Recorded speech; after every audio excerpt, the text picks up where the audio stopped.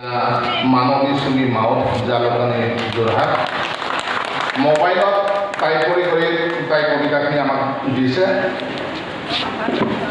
এই অংকিতা বৰুৱা বৰপথাৰ আৰু বাইদেউ নিৰ্জুলিকা দত্ত সদৰ নলবাৰীৰ পৰা আহিছে। বাইদেউ খুবেই ভাল লাগিছে। বাইদেউৰ কাব্য সংকলনখিনিৰ কাম কৰিও যথেষ্ট মোৰ ভাল লাগিছে। সকলোৱে পঢ়িব বুলি মই আমাৰ সমৰ্থন গ্ৰহণ কৰিবৰ কাৰণে অনুৰোধ জনাইছোঁ।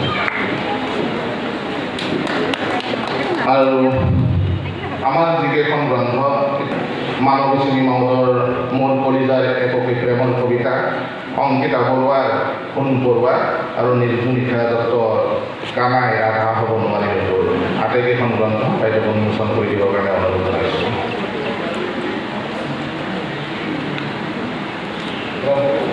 উল্লেখ কৰিছোঁ আচলতে এক প্ৰকাৰ প্লেটনিক প্ৰেমত আধাৰ কৰি লিখা কাব্য সংকলন। আৰু আমি কবিগৰাকী সামাজিক মাধ্যমত পাই থকাৰ বাবে কবিগৰাকীক উৎসাহিত কৰিবৰ কাৰণে ৰজালী প্ৰকাশনৰ সতে তাইৰ বুলিয়ে নহয় আৰু এখন গ্ৰন্থ পুষ্পা পৰাগয় বাইদেউৰ গ্ৰন্থখনো আমি বিশেষভাৱে তেওঁলোকক প্ৰেৰণা দিবৰ কাৰণে আমি দুখনকৈ এইবাৰ ৰজালী প্ৰকাশনৰ পৰা এয়া ৰাইজৰ সন্মুখত চন্দ্ৰপ্ৰভা চেতিয়া বাইদেউৰ কাব্য সংকলন সোণ কেৰুৱা দিনবোৰ মই উন্মোচন কৰিছোঁ। বিকচিনা অনুগল্প সংকলন।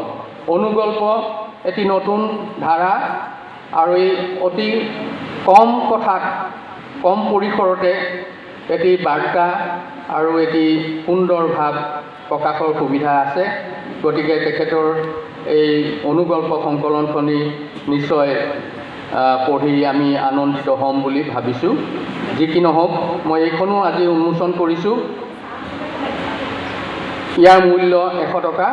লেখাৰ ক্ষেত্ৰখনত মোক উৎসাহিত কৰা প্ৰতিজন সাহিত্যপ্ৰেমীলৈ বিকচিনা আন্তৰিকতাৰে অৰ্পণ কৰিলোঁ। সোণানী গগৈ চেতিয়াই লিখিছে। আটাইতকৈ মই ভাল পোৱা